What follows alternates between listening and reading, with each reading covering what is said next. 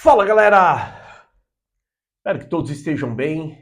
Pacto Alviverde na área. De cabeça inchada, triste. Mas é isso, vida que segue, bora. Temos jogo no final de semana, tem jogo semana que vem, pela Libertadores. E aí a gente, daqui 2 semanas, enfrenta a Curicada e na nossa casa, no Allianz. Cara, palmeirense, não abaixa a cabeça. Não abaixa a cabeça. Porque por várias vezes eu presenciei o Palmeiras virando situações como essa. Na época do Filipão, então, era direto. Vamos perder um jogo fora por 1-0 que aí em casa a gente vira. Então vamos acreditar, palmeirense. Vamos acreditar porque dá para virar sim. 1-0 na casa deles foi pouco. Dá para buscar, vamos buscar. 2-0 em casa e a gente passa. Bora, vamos para cima. O Palmeiras é bom, o time é bom e o Abel vai ter 2 semanas para trabalhar até lá. Bora, vamos. Eu acredito. Ó, Curicada, ó, já era. Vocês vão estar fora. Bora, vamos lá. Vamos falar rapidamente de como foi o jogo, né? E das polêmicas do jogo. Bom, acertamos as escalações, acertamos que o jogo ia ser bem combativo e acertamos que o jogo ia rolar pelo meio de campo. Show de bola.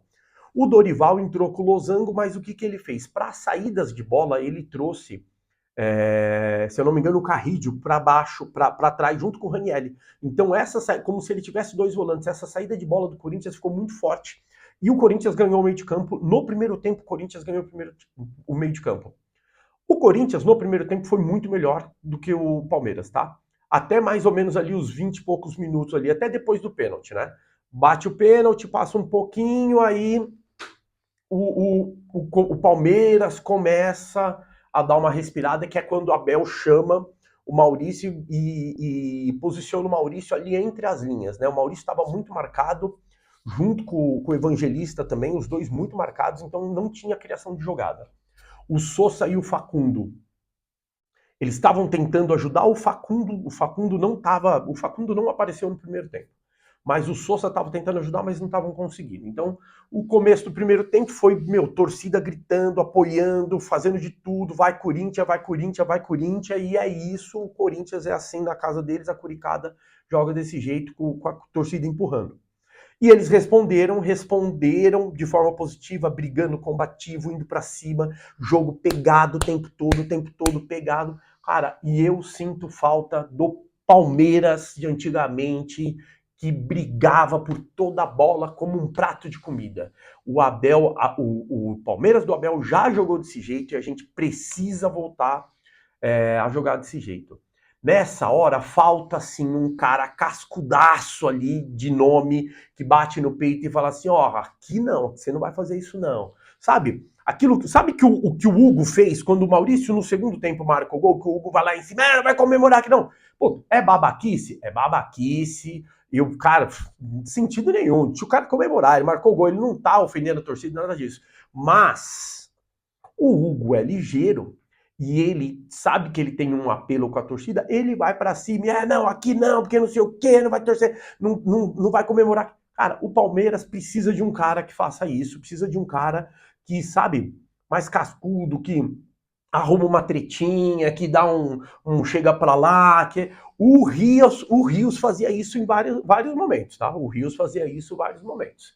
A gente até, né, mais recente aí, não no Palmeiras, mas na seleção colombiana, o Rios fez com o Otamendi na Argentina, quase saiu na porrada, hoje estão jogando juntos.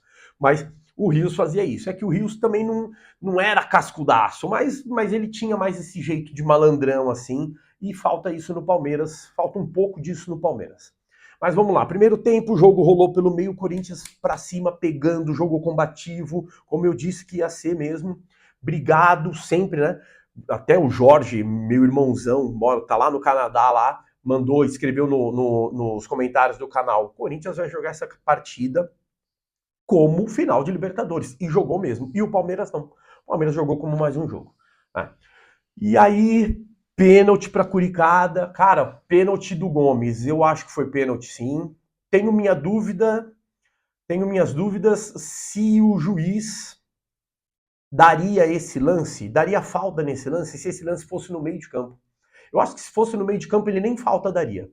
Mas, como foi na área, aí tem o VAR, e aí nesses lances o VAR tem que chamar e tem que falar, olha, analisa aí, possível pênalti, dá uma olhada.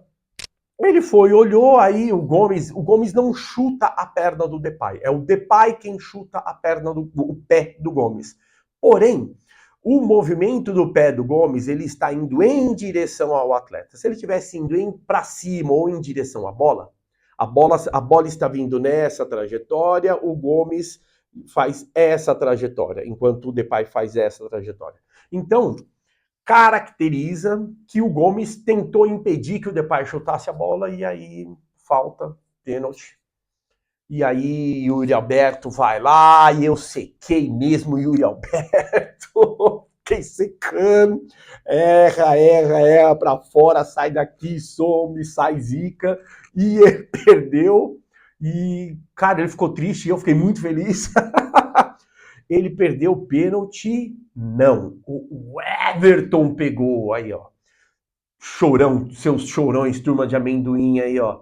Galera, cara, o Everton pega pênalti. Ele não pega 10 pênaltis em sequência, mas ele pega. Ah, mas ele menos pega do que pega. Sim, mas pega. Ele pegou ontem. É isso. Não dá. Vocês querem um goleiro que seja bom com os pés, bom embaixo das traves, que faça reposição rápida e eficaz, que pegue pênalti, que não frangue. É difícil, mas o Everton é um excelente goleiro. Eu acho ele um excelente goleiro, tá? Então ele foi lá, vai, uma defesa difícil, porque é no canto esquerdo, ele pega de mão trocada, não é uma defesa fácil, tá? E aí segue o jogo, o Palmeiras, até aquele momento o Palmeiras ainda estava meio ali desequilibrado, aí o Abel chama o Maurício ali de canto e arruma o posicionamento do Maurício e arruma o posicionamento do Facundo. O Maurício passa a jogar entre as linhas de marcação do Corinthians e aí a criação do Palmeiras começa a aparecer. O Facundo, que estava isolado na direita lá em profundidade, começa a voltar mais para o meio e trabalhar mais essa bola junto com o Maurício, junto com o Evangelista. E o Sousa, do lado esquerdo, a mesma coisa. E aí o Palmeiras começa a ganhar um pouco mais de espaço. Ainda assim, o primeiro tempo foi do Corinthians. O Corinthians jogou muito bem o primeiro tempo, combativo, brigando muito e dominou o meio de campo. Ali teve um lance ali que o Fux no primeiro tempo, lá pelos, acho que é 40 e... não, os 35 por aí, o Fux recupera uma bola, ele dá um corte, abre o corredor, ele faz o lançamento no Maurício, que de primeira lança o Vitor Roque, lança o Vitor Roque que dribla, chuta, mas o Hugo faz a defesa. Então foi o melhor lance do Palmeiras até então, né? E aí no finalzinho do jogo, lá pelos 40 e lá vai alguma coisa, 43, 45, a gente tem ali uma bola na área, o Giai tem uma bola na área, não, gente, ali não é gol perdido, tá? Não é tipo assim, ai meu, tava aberto, só... não tava aberto, não tava só ele pegou a bola pingou, né, num bate-rebate, a bola sobra no pé dele, ele ali fecha o olho e enfia a bica, foi o que ele fez, ele fechou o olho e enfiou a bica, não tinha acho que 3 ou 4 jogadores do Corinthians ali, o goleiro caído, mais uns 2 ou mais uns 3 ali, e aí acho que não sei quem foi, o zagueiro do Corinthians, acho que o Ramalho, tirou a bola em cima da linha de cabeça. Cara, ali é difícil, ele chutou, ele fez o que ele tinha que fazer, ele chutou. Podia ter batido entrado, podia ter batido em alguém entrado, o Ramalho podia ter caído para trás, a bola entrada, enfim. Mas foi isso, e terminou o primeiro tempo, 1-0 Corinthians. Aí o Abel vai para o intervalo, conserta o time, conversa, reorganiza, reestrutura e volta para o segundo tempo. E no segundo tempo o Palmeiras volta, combativo. Eu ainda acho que não naquela pegada de, puta, vamos, é um prato de comida, vamos pegar isso daqui, isso aqui é nosso e a gente vai dar um jeito. Não.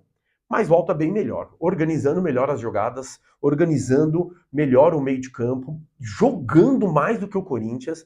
O Corinthians passa a jogar pela famosa uma bola e o Palmeiras em cima vai. Tanto que no final o número de finalizações do Palmeiras é maior que o do Corinthians. Não é? E aí, num lance, no meio do segundo tempo, num lance ali, o Fux se machuca, tem que sair, né? Porque é troca por lesão, e o Mikael entra. No lance seguinte, o Mikael ainda estava frio, mas nem acho que a culpa foi dele não, tá? Mas no lance seguinte, numa falta besta no meio de campo ali, o Garro faz a cobrança rápida, o Sosa que estava no meio ali, ele tinha que estar marcando o Mateuzinho, mas ali ele, como acho que foi ele que fez a falta, inclusive.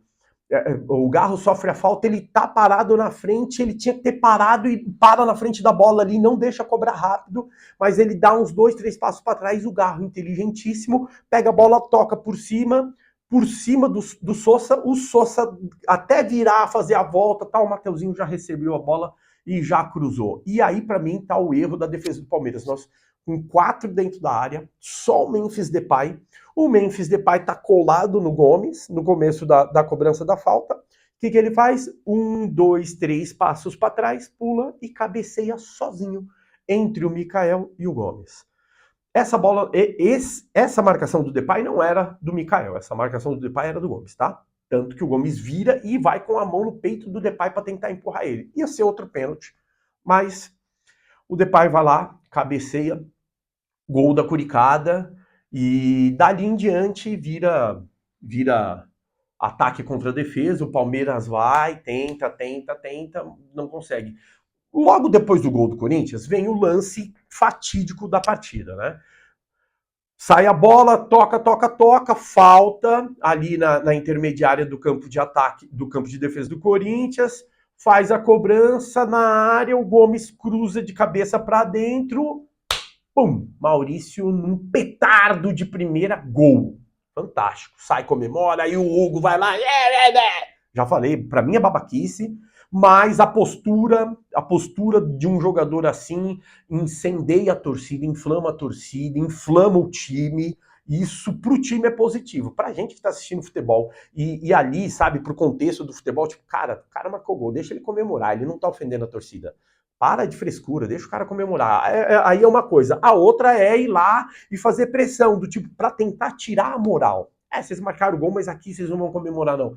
Mano, pô, isso é coisa né? Isso é coisa de futebol de várzea. Quem já jogou na várzea sabe como é que funciona essas coisas aí, né? Você faz pressão que é pro cara ficar amedrontado. E foi o que o Hugo fez, tá? Mas pra mim, no contexto do futebol profissional, é babaquice. Deixa o cara comemorar lá. Se não tá ofendendo ninguém, deixa comemorar. Não tem que ir lá ficar para, aqui, né? Aqui quem manda é. Sabe? Para, sai daqui. Bom. E aí vem o VAR. Putz. O VAR, o Braulio que estava no VAR, chama o Wilton Pereira Sampaio. Meu, cara, ô que duplinha, viu? Puta que duplinha horrível. E aí agora eu vou falar com clubismo. Oh, que absurdo. Não tinha que ter dado um impedimento daquele nunca, agora sem clubismo. Gente, o nosso VAR é muito ruim. A tecnologia é muito ruim. A arbitragem no Brasil é ruim, porque falta investimento, porque os caras precisam de treinamento, porque os caras precisam viver disso. A gente tem lá jogador, vamos falar na média, tá? Não vamos falar de quem ganha muito não, que tem nego que ganha 3 milhões.